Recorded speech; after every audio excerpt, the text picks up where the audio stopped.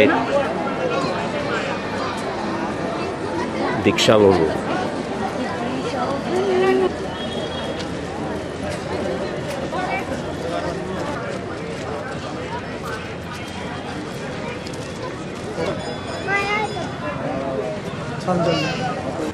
हाँ, बहुत सुंदर ऐसा ही है। बाहर से भी कई लोग देखने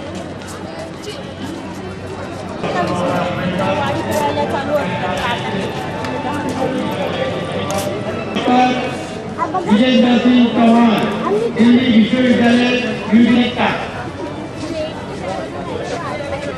और राजनीति इस कार्यक्रम को सहयोग सब आगे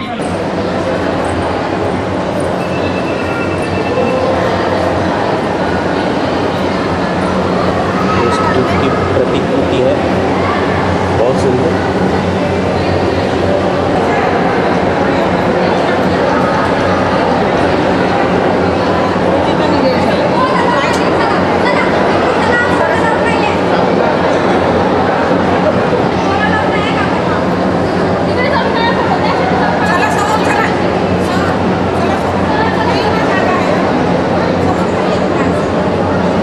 बहुत ही सुंदर ऐसी है।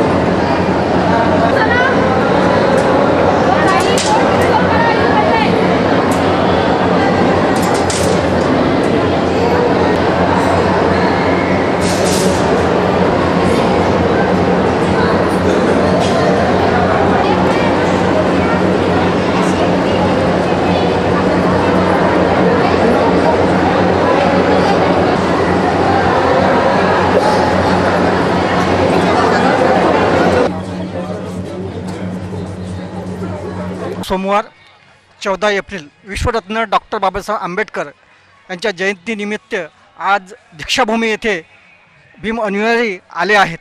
आपल्यासोबत आहे एक भीम अनुयायी। आपण काय सांगाल आजच्या पर्वावर? आजच्या पर्वावर काय सांगायचं? आजच्या पर्वावर मी हेच सांगणार आहे की बुद्धभूमी आपला दीक्षाभूमीमध्ये जो कार्यक्रम आपला इथचा आहे महाबोधी महाविहार हा बुद्धगया, त्या संबंधात काही चर्चाच नाही पद्धतशीर, आणि त्याच्या किती दिवस असं विलंब करणार आहे ह्यावर त्याच्यासाठी मन जरा दुःखी होत आहे। तर त्याच्यासाठी त्याच्यासाठी आपल्याला मोठा संघर्ष करणं गरजेचं आहे। त्याच्यासाठी आम्ही तर आता दुःखी मनानं म्हणावंच लागलं आम्हाला की हे किती दिवस चालणार आहे असं। ते आपलं महाविहार आपल्या ताब्यात नाही पाहिजे का आपल्या समाजाच्या? गया येथे जो विहाराचा एक प्रश्न उद्भवलेला आहे आणि ब्राह्मण या समाजाकडून तो विहार कसा हस्तगत करण्यात येईल या संबंध आपण काय सांगाल? या संबंधात आपल्याला मोठा संघर्ष और करणं गरजेचंच आहे, आणि त्याच्यासाठी आपल्याला मरो और जितो ही भूमिका आपल्याला प्रत्येकाला निभावायची आहे, आणि त्याच्या मागं हटायचं नाही आहे आता। माझी प्रकृती बरोबर नसताना प्रकृती चांगली असती तर मी स्वतः गेलो असतो बुद्धगयामध्ये आणि 2-4 लोकांना मी काय करायचं आहे ते केलं असतं मी। ती माझी अजूनही हिंमत आहे। अजून माझ्यासारखे असे लोक असले तर मला अजून हिंमत येऊ शकते। त्याच्यासाठी समाजानं आता हुशार झालं पाहिजे या संबंधात। किती दिवस आपण चूप बसणार आहे या बाबतीत? एकी पाहिजे आता समाजाची। काही लोक इकडे काही लोक तिकडे। अरे एका ताकदीनं सगळे सारे लोक उभे झाले पाहिजे, थोडे विखुरलेले लोक एकत्र झाले पाहिजे। ही माझी एक दुःखाची गोष्ट मी बोलत आहे, बाकी काय बोलायचं। धन्यवाद, आपण दिलेल्या माहितीबाबत। यहाँ लड़ने और मरने की बात की जा रही है। विदर्भ आवाज़ लोकतंत्र की नागपुर। अप्रैल बाबा साहब की जयंती के अवसर पर यहाँ दीक्षा भूमि पर लाखों अनुयायी आए हैं और आज इस पर्व पे हमारे साथ में नागपुरवासी है। क्या बताएंगे इस पर्व पर आप? इस पर्वन में मैं इतना ही बोलना चाहूँगा कि अपना जो समाज है आज बिखरलेला आहे, मराठीत बोलू ना, बिखरलेला आहे, त्यांना एकजूट करणं हे आपलं गरजेचं काम आहे. म्हणून आपण बिखरून राहून आपलं एकी कधी जवळ होऊ नाही शकणार. म्हणून आपण एकजूटतेने आपल्याला लढा ह्या महाविहाराचा लढा आपल्याला द्यायचा आहे. त्याच्यामुळे एकजूटपणा येणं गरजेचं आहे. आज या सत्ताधारी लोकांनी प्रत्येकावर काही ना काही उपाय योजना करून प्रत्येक समाजावर अन्याय अत्याचार करणं चालू केलं आहे. म्हणून आपला समाज जो आहे बुद्धिस्ट समाज हा एकजूट होण्याची आज गरज आहे. म्हणून एवढंच बोलतो मी की आज या सत्ताधारी लोकांना जर टक्कर द्यायची आहे तर आपल्या समाजाने एकजूट व्हावे. मुस्लिम, हिंदू, ओबीसी, एनटी हे सगळे एकजूट होऊन या अन्यायाच्या प्रतिकाराला लढा देऊन समोर जायचं आहे. बौद्ध गया में जो अभी विहार का जो सब्जेक्ट उठा है इसके बारे में आप क्या बताओगे? क्या संकल्प लिया आपने?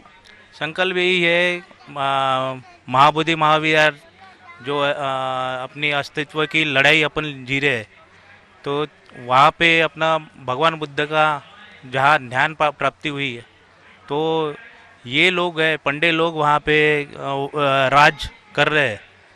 पंडे लोगों को जब भगाना है तो एकजुटपना अपने को लाना पड़ेगा. एकजुटपना यानी हिंदू, मुस्लिम, सिख, ईसाई ये सब जन एकजुट होंगे तभी जाके अपना जो महाबोधि विहार है ये अपने कब्जे में आएगा. इतना ही बोलना चाहूँगा. धन्यवाद. इस अवसर पर बाबा साहब के जयंती के अवसर पर यहाँ पे लड़ने मरने की बात की जा रही है और एकजुट होने की बात कही जा रही है. लोकतंत्र की आवाज़ से नागपुर, कोमल कुमेर. सोमवार डॉक्टर बाबासाहेब आंबेडकर 134वी जयंती आज सोमवार या दिवशी आपण साजरी करत आहोत. त्यानिमित्त लाखो लोक ह्या दीक्षाभूमी पवित्र स्थानावरती येतात आणि आपलं बाबासाहेब आंबेडकर प्रतिमाचं दर्शन करतात. पण जसं आपण असं सर्वच ठिकाणी काही आपण जमा होत नाही. जेव्हा कार्यक्रम होतात, जेव्हा बुद्धाचं काही हे राहते कार्यक्रम राहते तेव्हाच आपण जमा होतो आणि बाकी टायमात आपण जमा होत नाही आणि बाकी टायमात आपण काही करत नाही. म्हणून अशी जनतेला अशी विनंती आहे की जेव्हा चांगले कार्यक्रम होतात तेव्हा आपण सहभाग घ्यावा, आपण ह्या कार्यक्रमाला यावं. आपण दसऱ्याच्या दिवशी किंवा आपण आता 134 बाबासाहेब आंबेडकर जयंती आहे या दिवसात आपण जमा करतो. बाकी दिवस आपण का करत नाही? बुद्ध पौर्णिमेचे दिवस येते, बाकी सर्व काही दुसरे काही कार्यक्रम असतात त्या दिवशी आपण कधी जमा होत नाही. आणि जेव्हा आपण हे करतो तेव्हाच आपण ह्या कार्यक्रमाला जमा होतो. आणि सांगायचं म्हणजे सर्व आपला समाज जो विखुरलेला आहे, सर्व याच्यामध्ये विखुरलेला आहे. जेव्हा निवडणूक येते तेव्हाच आपला समाज दुसऱ्याकडे जातो, दुसऱ्या सत्ताधारी पक्षाला वोट देतो. आणि जेव्हा आपण हे कार्यक्रम होतो तेव्हाच आपण साथ देतो. आणि जेव्हा निवडणुका येतात तेव्हा जर आपण जर आपल्या पार्टीला आपण साथ दिलं तर आपली पार्टी सत्तेमध्ये येऊ शकते. तर असं जर आपण केलं तर आपला समाज चांगला होईल, आपलं सत्ता आपल्या हातामध्ये येईल. आणि एवढे बोलून मी माझे 2 शब्द बंद करतो. जय भीम, जय. विश्व रत्न डॉक्टर बाबा साहेब आम्बेडकर के जयंती के अवसर पर आप नागपुर में आए. हाँ, तो क्या भूमिका से आए और क्या युग लेके आए आप? आपका खुद का परिचय दीजिए पहले. हमारा नाम प्रेमचंद्र सुखनंदन वर्मा है. हाल निवास बेसूर, एट पोस्ट बेसूर, तालुका भिवापुर, जिला नागपुर के हम रहने वाले हैं. और यहाँ दीक्षा भूमि पे हम इसलिए आए हैं कि बाबा साहब ने जो भी आम जनता को, जनमानस को, भारत को जो दिया है वो किसी ने नहीं दिया. कुछ लोगों का मानना है बाबा साहब हमारे, बाबा साहब हमारे. बाबा साहब हमारे नहीं हैं ये मत बोलो, बाबा साहब सभी के हैं. बाबा साहब ने सभी को बचाया है, सभी को जीवन दिया. एक समय वो था जो लोग गुलामी के दौर में जी रहे थे. जैसे कि उदाहरण समझो 4 वर्ण थे, वैश्य यानी ब्राह्मण, क्षत्रिय, वैश्य, शूद्र. तो ब्राह्मण सबसे ऊंचा था, तो जो क्षत्रिय आया तो वो भी नौकर था, गुलाम था. इसके बाद जो वैश्य आया वो धंधा कर रहा था तो वो भी गुलाम था, क्योंकि तीसरी श्रेणी में. और शूद्र तो गुलाम बना ही था. तो इन सब चीज़ों का अगर गहन अध्ययन किया जाए, हम तो चाहते हैं, आप लोगों से नम्र विनती करते हैं या प्रार्थना करते हैं कि आप पीछे का इतिहास पढ़िए, वो ये सोचिए कि क्या है।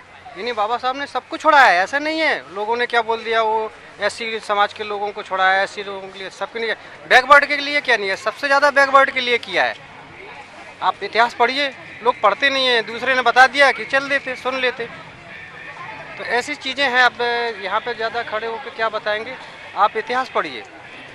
पूरे देश जब इतिहास के अनुसार गुलामी में जी रहा था तो बाबा साहब ने छोड़ाया। अब जब कोई भी भगवान आता है, आप सोचो भगवान आता है तो भगवान लोगों की मारकाट नहीं करता है,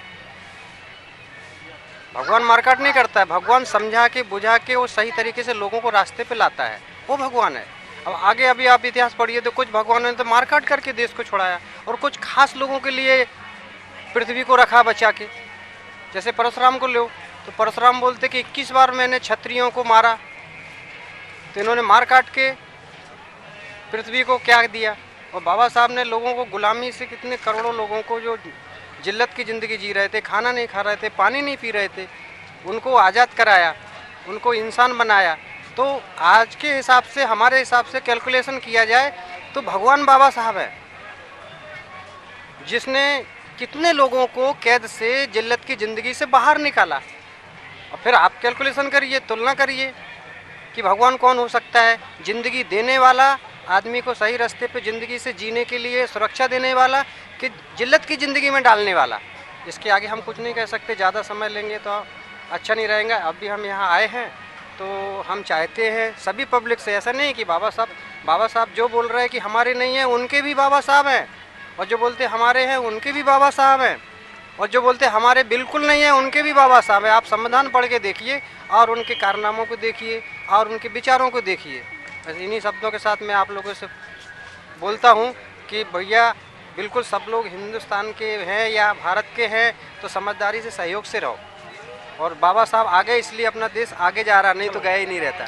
जय भीम। जय भीम, जय भारत। सभी को धन्यवाद, नमस्कार।